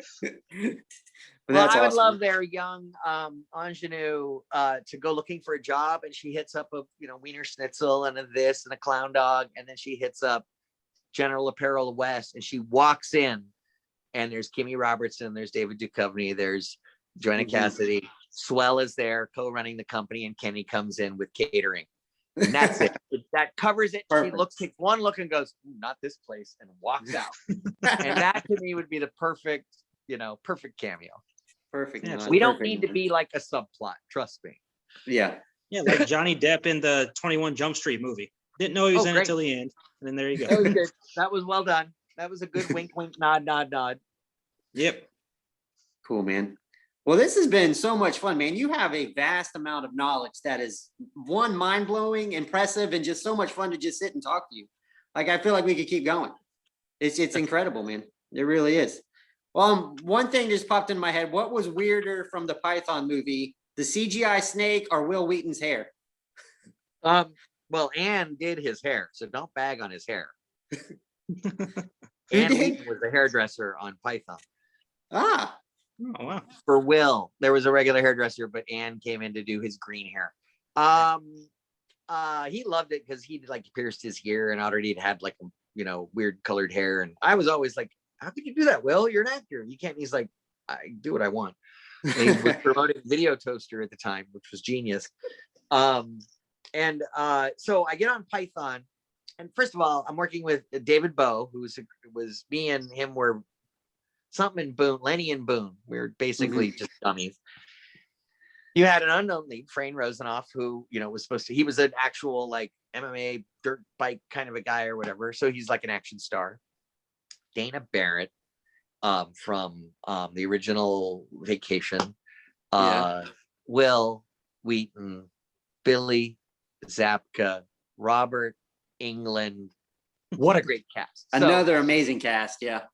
We get in to do it. And Richard Claiborne, who you have to listen to the director's commentary on the DVD of Python by Richard Claiborne. It is the most honest director's commentary you've ever heard about a lower budgeted movie that had some issues, such as the CGI snake. What's great is it actually doesn't hurt the movie, because the movies, when we did the table read, because this was one of the most fun table reads I had, because Robert Englund made the time to be at the table read for this little, third act doctor, mad scientist role, where he gets to say the poster 130 feet of terror and steel plated armor. It's fun. It's a fun movie. You have Ken Olant of UFO Production. Ken Olant was the sleeping stripper student in summer school. He's also on 30 something. Ken Olant was producer, and UFO Film Entertainment was like a Roger Corman style. They had an airplane set, an office set, a police station set, a thing in one warehouse in the valley. They had locations of cars and vehicles that they always used. They kept it as cheap and low budget as you possibly can. You know why? The Python is the lead in the picture. Why it was a snake movie? Do you know why? No, hit me. The snake movement animation cycle is the easiest to make look good in CGI. Every other animal movement belies, that's not a horse, that's not a bear, that's not a tiger, that's not a shark. But the snake's behavior, which is easy to program, actually behaves like a snake. So even with cheap, like 56K texture mapping, really bad. By the way, we had a huge green screen snakehead that we would interact with and touch, and then they would just green screen in the tape. Yeah, we had one, and we also had nothing, and then I think we had a fake tail and the head, and it grew and shrunk into whatever size we need. So it could be 130 feet, or it could be big enough to fit through a bathroom window, but not big enough to get her in the shower, but big enough to get through the door, but not big enough to get through. So it would keep getting bigger and smaller as we need like the head to get. We had Jenny McCarthy on there, and she was, at the time, fresh off of being a little more notorious. And so it was kind of neat to have her in there. Yeah. I loved it. It was quick and easy. You know, what we shot maintained the fun we had at the table read. It's just a dumb snake movie. And then we had this running gag where behind the scenes, we would always refer to the snake as like snake. And there's one point where Dana Barron goes like snake and python. And so what are you working on? Python. So I just love that we got our kind of inside joke into the movie. Absolutely. If I can go back to Don't Tell Mom the Babysitter's Dead, Danielle Harris is one of my favorite actresses. What was it like working with her? Oh, amazing. She was a last minute replacement, I think. Jennifer Love Hewitt was originally cast and then couldn't do it. And Danielle had hit town, met with an agent, and the very next day got the call for Don't Tell Mom the Babysitter's Dead and booked it right away. Jeez. She had to be tomboy and all this other stuff. She created Melissa. She was perfect, absolutely perfect. I didn't know she carried herself like she had I've been in a part of the most successful horror franchise on the planet. She didn't carry any of that on the set. She just focused on being the biggest little Melissa brat that she could be. I'm blown away because I was obviously I was 8 years old when Halloween came out. And I know, what did she start in with? 4? I think it was 4. Yes, number 4. But to be a part of something so legendary, like you saw me kind of goober over Robert Englund, there's a reason why. Jason, Michael, Freddie, these are the what was the demon's name in Exorcist? Beals. I can't remember the name. It has a name. The character of Linda Blair's demon has a name. I can't remember it, but it's a character. Let's see. Jaws is my favorite movie, and Bruce is one of the greatest antagonists in history. It's a perfect 3-act structure. It's a great film. It's a perfect film. It's perfect because of the trouble they had filming it. I've always loved stories of the terrible tragedy in Hollywood. Cecil B. DeMille drowned 3 extras when he was shooting 10 Commandments and flooded the back lot with 6 tons of water. I think 2 drowned on the spot and 1 died a week later. Dry drowned, meaning they got water in their lungs and they got infected. That was when they started to have, at the time in the early Hollywood, animals had more humane treatment on set than any human did. Wow. Stunt doubles, all that stuff. Wow. Just scary. Because talk about something, we know the power of the movies now, and they started to see it with the 2-reelers and the Keystone Comedy and stuff. Mabel Normand, Mary Pickford, Charlie Chaplin, Buster Keaton, Fatty Arbuckle. They started to see, oh my God, this reads international, and it's silent. So all you have to do is change the title card to another language, and you can release it to every single country in the world, because it's not limited by, you just change the title card, the interstitial. That was when worldwide fame was first possible. You could be a star of the theater. Only so many people can see you at a time in one room. And you could tour the world as an opera singer or something. Only so many people. Movies can reach everybody. And it did. They did. Yeah. All right, random question. You just mentioned you love Jaws, and that's considered a horror movie. Is Jurassic Park a horror movie? Jurassic Park's a techno thriller. Michael Crichton wrote Andromeda Strain, directed Andromeda Strain. Came up with some of what he also wrote, a hacking book.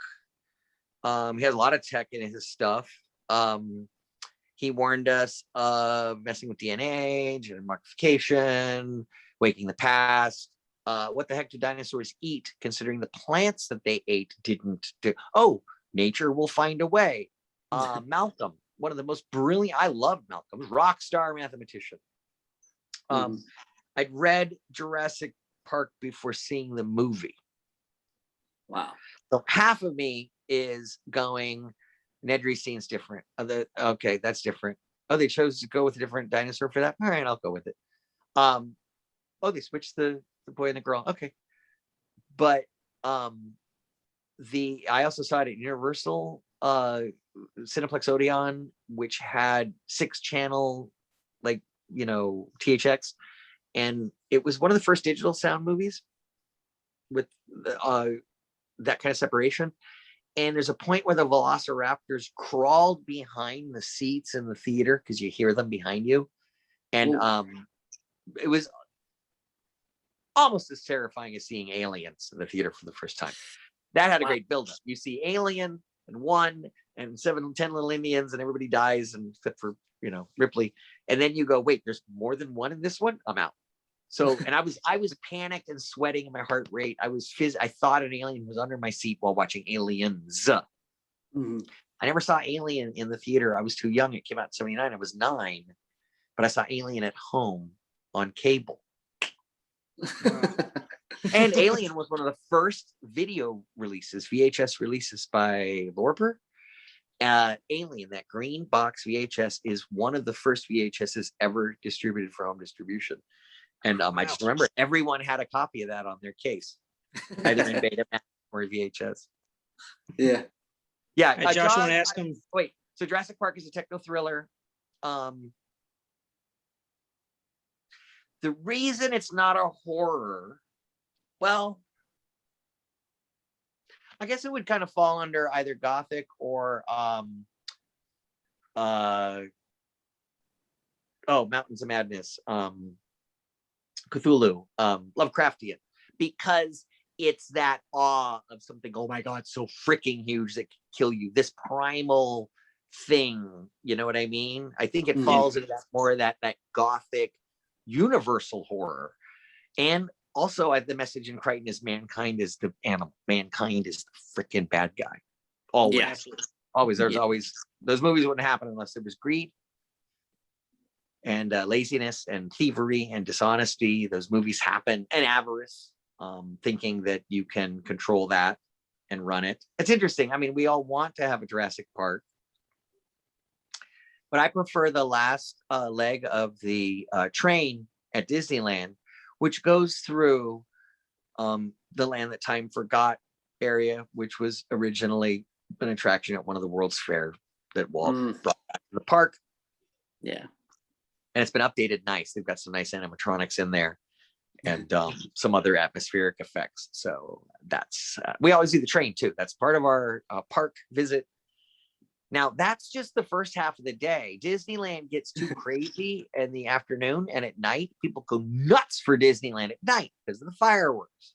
Yeah. That's when you traipse over to California Adventure. Around 3 o'clock, go park hop, and you go to California Adventure, and you get a margarita if you want. You get there's an Italian place in the back by the that's got a absolutely reasonable chicken fettuccine Alfredo. It's like $11. You're like, this is actually really good and really cheap. And yeah, you can drink there, and they've got great rides there. The coaster is great. The jump breakout, Guardians of the Galaxy breakout, or the former Twilight Zone Tower of Terror is fantastic. And now Spider-Man the web slinging one is coming soon. Oh man, I'm jealous. I gotta get to the West Coast, man. What's that? Want to ask him the question of the week? Yeah, so on our show we do a question of the week, which is normally just anything random. This feels perfect for you. I'm an 80s kid. I grew up in the 80s, 90s, stuff like that. So my go-to nostalgia movie, if I want to watch something, when I got HBO Max, the very first movie I watched was Don't Tell Mom Babysitter's Dead. It suggested Adventures in Babysitting next, and I just went down the line. So what is your go-to for nostalgia movie that you just love that you're going to click on first? Probably going to be tough because you seem like a cinemaphile. But for me, oh God, RoboCop. Really? Okay. I love Verhoeven. I'm akin to all that. I mean, we can't not watch Breakfast Club, Pretty in Pink, Weird Science, 16 Candles if they're on. I auditioned for 16 Candles. I auditioned for Say Anything. Oh man. For Lloyd Dobler. Boy, what a Wow. wrong. I was way too young and I knew it when I auditioned for it. But what's remarkable about the Say Anything script, the last page, is it going to be okay? Yeah, it'll be okay. When the light comes on, fade to black, we hear the ding of the light. It's shot for shot. What is in Say Anything was in that script. Camera crew's a genius. Yeah, I will go for the comfort.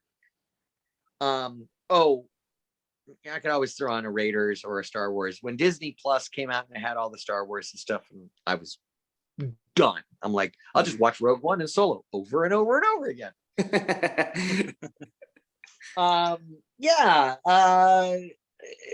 It's funny. I mean, my favorites, I was raised on a diet of A Clockwork Orange and The Sting and Network and Jaws and Godfather and French Connection. And so there's a Dog Day Afternoon. There's I like a high contrast film look. I like that grain. I like the fast film they invented in the 70s, which allowed directors to run around getting these films on a very low budget. But you don't need a bunch of lights or grips or trucks or Teamsters. No, just a few natural lighting. Really? Yeah, it's fast film. What is that? Kodak made it. Oh, okay. And that's what Coppola used to film The Godfather with natural light. Wow, Incredible. Beautiful. There's a look to that, certain look to that. I just love 70s and 80s filmmaking. Yeah, I will tend to kind of go towards that. Gotcha. Yeah. Movies that just stop you in your tracks, man. That's what makes the heart feel good to me. Like Tombstone. If I see that's on TV, I have to watch it. Tombstone's my all time. Got to be one of the best. Now I have found a few new ones. We got Ben Affleck is great. He doesn't Live by Night. I don't know if you've seen Live by Night. No, it doesn't sound familiar. Do you like gangster movies? Yeah. Yes. Godfather, Goodfellas, Carlito's Way, Irishman. It knocks one of those off the list. Wow. It takes fourth position in terms of gangster movies. Wow. You have to see Live by Night. Okay. Added to the list. And the era is The Godfather 2, Cuba, gangster mafia, Florida era. Okay. So perfect. You have to see Live by Night. It's great Ben Affleck. It's a great gangster movie. And then also Triple Frontier. Woo! You've got to see Triple Frontier. If you haven't seen Triple Frontier, highly recommended. Banger of a picture. Gotcha. That is perfect, man. Rob, you have anything else? No. No. Mr. Coogan, Theory number is 49. No. Hey, if you ever come to Charleston, we have this place called Poogan's Porch. Amazing barbecue. I want to have barbecue with Keith Coogan at Poogan's. Coogan's Porch barbecue sounds perfect. Hey man, thank you so much for joining us. You were absolutely wonderful and amazing. You seem like the coolest guy on the planet. And if I can be kind of corny right now, I'm gonna say this episode's done, man. Nobody leaves out here this place without singing the blues. Hey man, I appreciate it. Thank you so much, my friend. Thanks, guys. Take care. Stay safe. All right, man. Have a good night. Rock and roll.